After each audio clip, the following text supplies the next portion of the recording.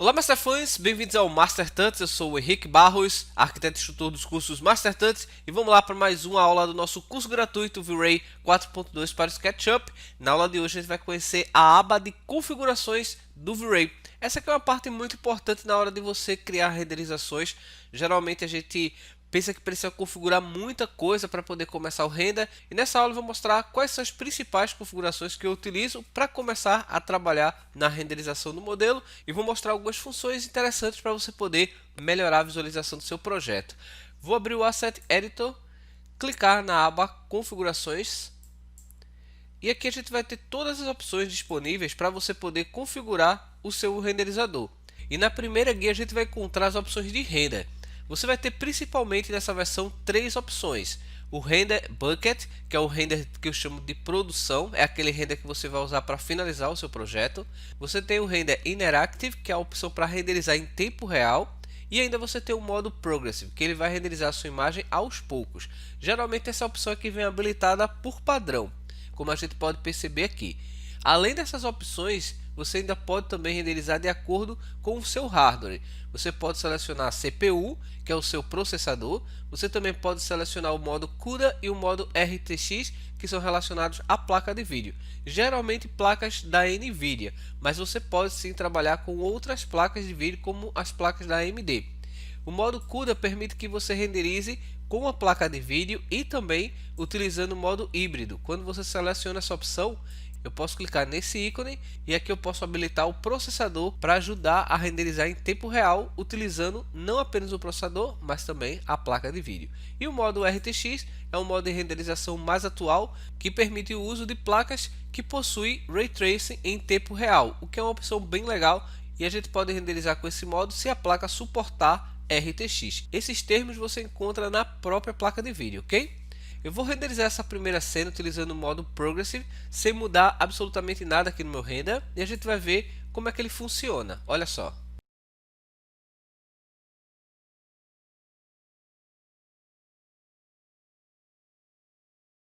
Ok, tente observar cada etapa de renderização que a gente vai fazer aqui. Observe que nesse momento a renderização ela vai surgindo aos poucos. Ele começa com os pontilhados, a tela mais escura, e depois ele vai gerando a imagem. Esse aqui é o que ele chama de modo Progressive, geralmente usado para a gente poder ter visualizações rápidas.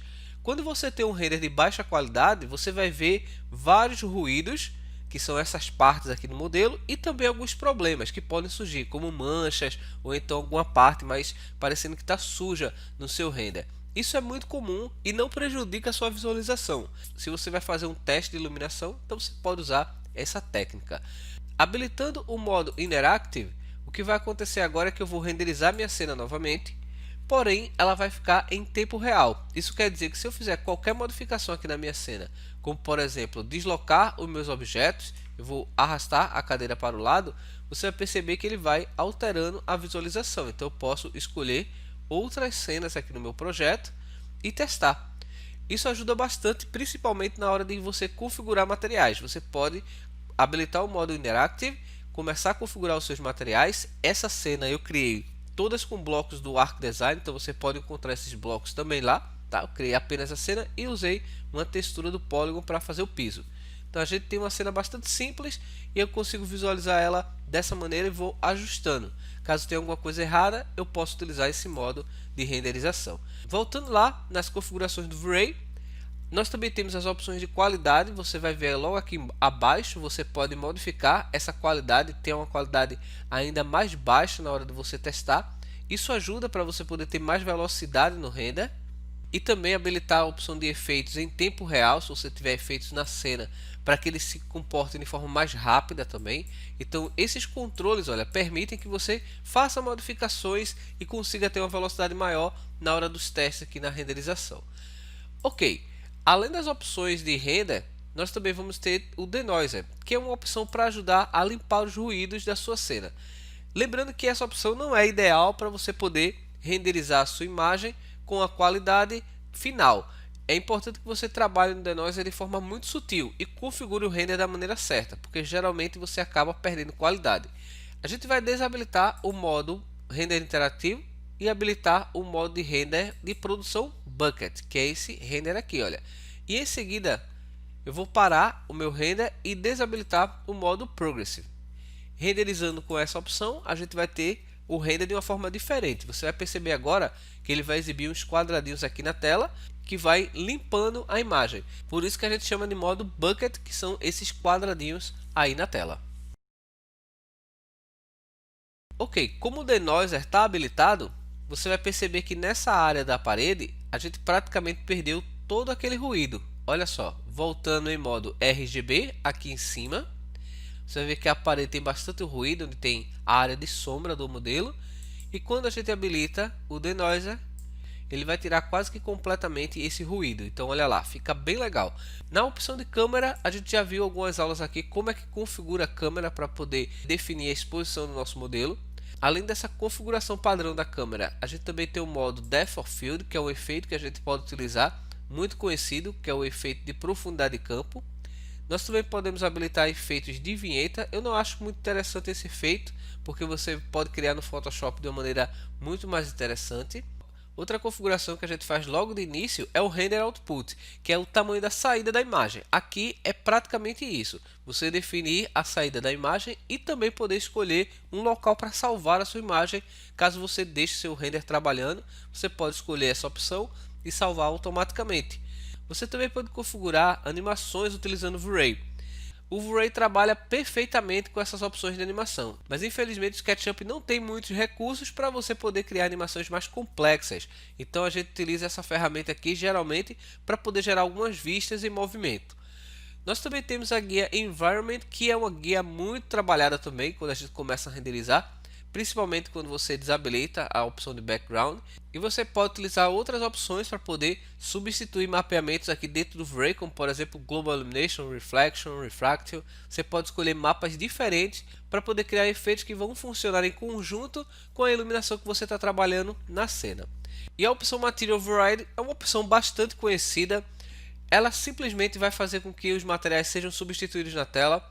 Você pode escolher uma cor ou até mesmo um material diferente para poder criar a renderização, e ele vai funcionar dessa maneira aqui. Olha, quando a gente renderiza a nossa cena, ele vai substituir todos os materiais que você tem disponíveis.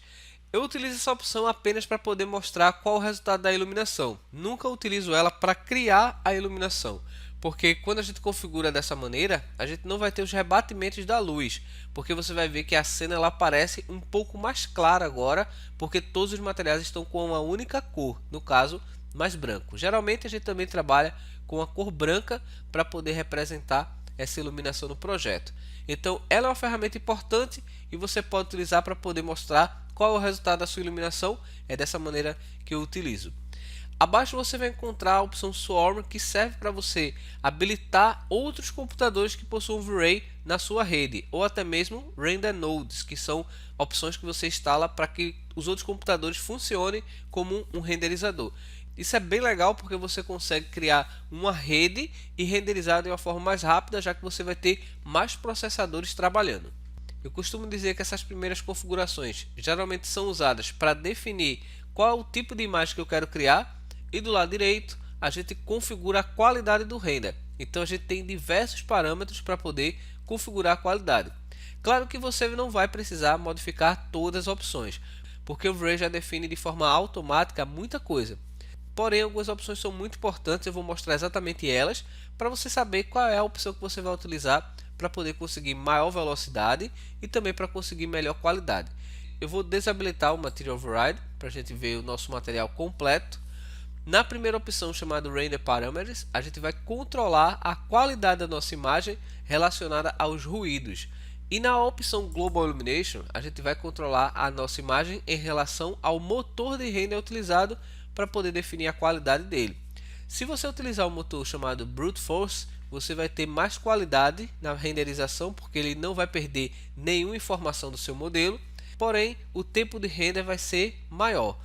Configurando em Primary Ray a opção A-Radius Map, você vai ter um render mais rápido, porém mantendo a qualidade, só que vai permitir que você configure mais essa opção. Você pode utilizar um valor mais baixo para poder testar e um valor mais alto para poder conseguir renderizar com mais qualidade. Perceba que a opção Brute Force não tem nenhuma configuração para você alterar. ele vai mostrar para a gente brute force como primary raise, que é o primeiro cálculo que ele faz de rebatimento da luz, e depois ele mostra a segunda opção, que é o light cache. Observe que nesse modo eu só tenho light cache para poder configurar. Já na opção com Radiance Map, ele mostra também outra configuração.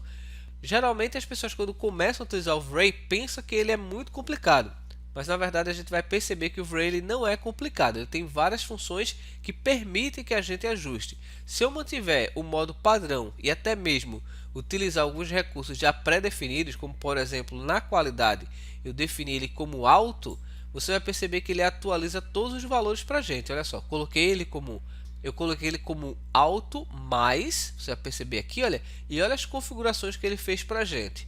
Você vai perceber que na configuração que a gente tem Max Subdivisions, ele tem um valor bem mais alto, olha, valor de 100 aqui. Se eu configurar essa opção com a qualidade muito baixa, você vai perceber que ele coloca um valor bem menor aqui.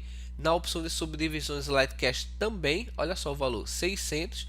Você vai perceber que essas opções aqui ele vai criar realmente um render com muita qualidade. Porém, se a gente trabalhar dessa maneira, utilizando a qualidade simplesmente automática, a gente não vai conseguir otimizar o nosso render, porque essa opção de Max Subdivisions, por exemplo, ele não vai utilizar todo esse valor para todas as cenas. Então, para cada cena que a gente cria, a gente precisa definir alguns parâmetros aqui. De forma geral, a gente tem um valor médio, que está definido aqui, que você pode controlar também, se você achar que ainda está demorando um pouco para renderizar, mas o ideal é que você nunca utilize configurações prontas, principalmente quando você baixa o VROpt, que é uma opção que você pode carregar aqui no V-Ray, ou até mesmo os VisOpts, que são opções um pouco mais antigas, que carregam já as configurações para que você possa renderizar. Isso não é prático, eu não recomendo que você faça isso. O ideal é que você conheça realmente a ferramenta e saiba dominar esses recursos, configurando os valores de forma correta. Então eu posso definir a qualidade do meu render, e no método que eu ensino, geralmente eu trabalho com duas opções. O pré-render, que é uma configuração mais baixa que eu utilizo para renderizar a cena no início, e uma outra opção chamada render final, que eu vou configurar todos os parâmetros de forma otimizada, reconhecendo quais são as configurações que eu preciso melhorar para que eu consiga ter um render de qualidade. Para entender exatamente o que eu estou falando, eu vou fazer o seguinte: eu vou colocar um render de baixa qualidade aqui, olha, com o valor 0,5, Max Subdivisions eu vou colocar o valor 12, e aqui no Subdivisions eu vou botar o valor 500 para o Light Cache e também 0,3 para Sample Rate. Vamos renderizar para a gente ver essa primeira imagem. Eu vou salvar essa imagem como exemplo e logo em seguida a gente vai renderizar a imagem final, tá bom? Ele está renderizando aqui a minha imagem com o render Swarm habilitado. Eu vou desabilitar essa opção, já que eu não vou renderizar em rede realmente, tá? Então ele está renderizando aqui a minha cena e a gente vai ver esse primeiro resultado.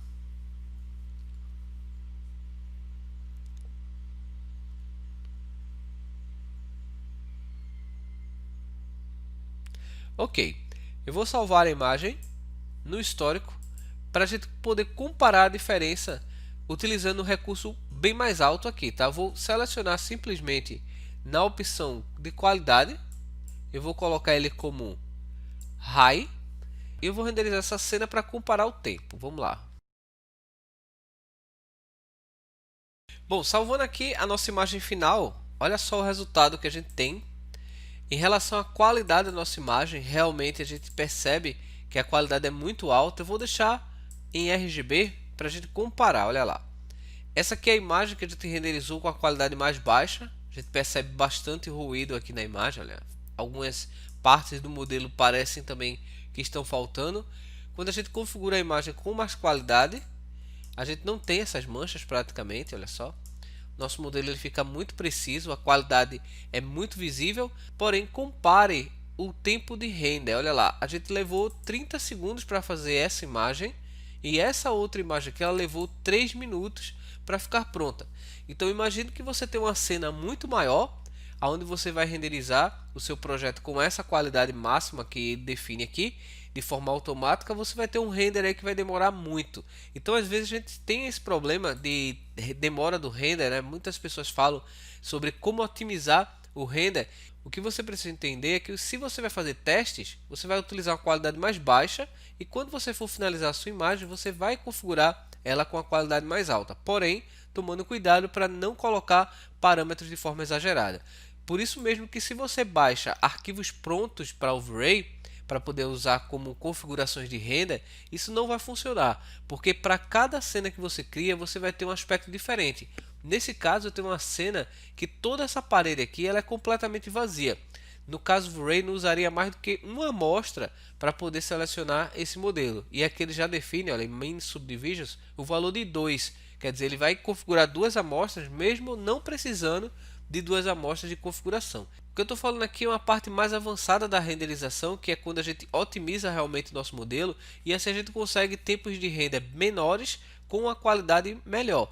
É importante que você entenda que a gente não deve sacrificar a qualidade do nosso render para ganhar tempo, tá? Geralmente uma imagem com boa qualidade num tamanho grande, você vai levar aí em média de 2 a 4 horas para poder ter essa imagem pronta. Isso é um tempo padrão para a grande maioria das imagens quando você tem um computador aí que utiliza de 8 a 12 núcleos no processador.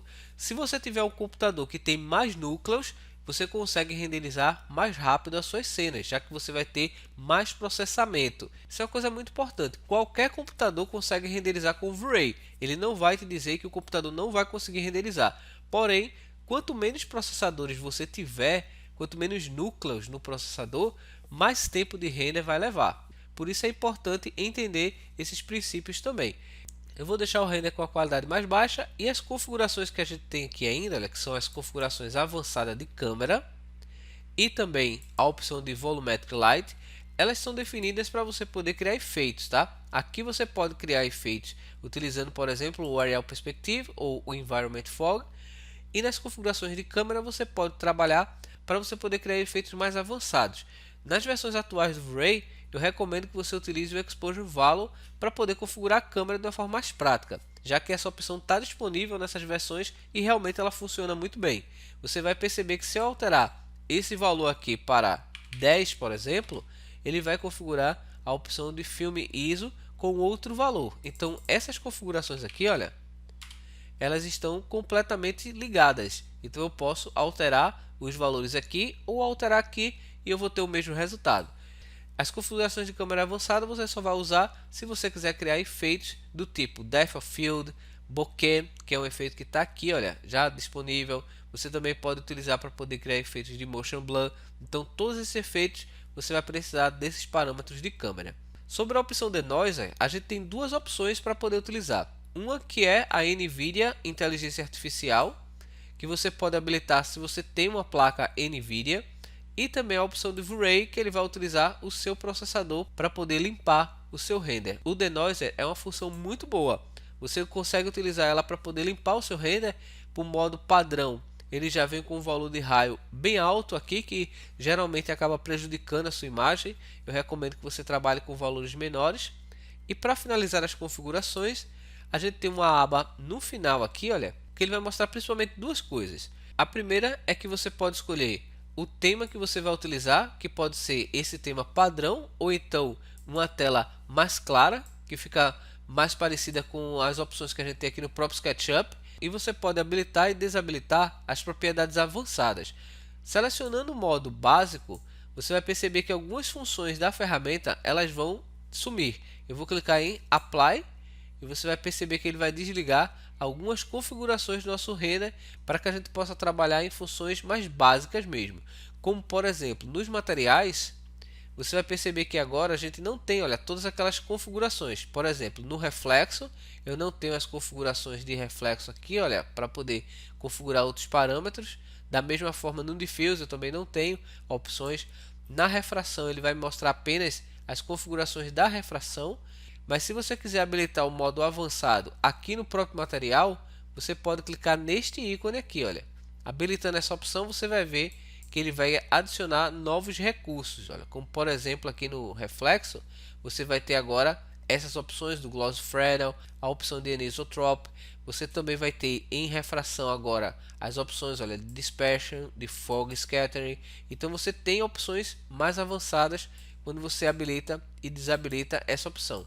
é interessante porque você pode ter recursos adicionais, ou você pode deixar o seu render, ou você pode deixar as configurações de uma forma mais básica para que você agilize os seus processos iniciais, e quando você tiver a necessidade de configurar mais parâmetros, você habilita de acordo com o material. Então essas são as configurações principais que a gente tem dentro do V-Ray para poder trabalhar com a renderização, seja na fase inicial do projeto ou seja na fase final. Como eu falei, é importante que você explore essas configurações e aprenda a utilizar o motor de render da maneira certa e não utilize parâmetros já prontos. Então é isso aí, eu espero que você tenha gostado dessa aula. Se você ainda ficou com alguma dúvida, coloca aqui nos comentários. Inscreva-se no canal e ative as notificações para não perder nenhum vídeo. Muito obrigado mais uma vez por ter assistido. Um forte abraço e valeu!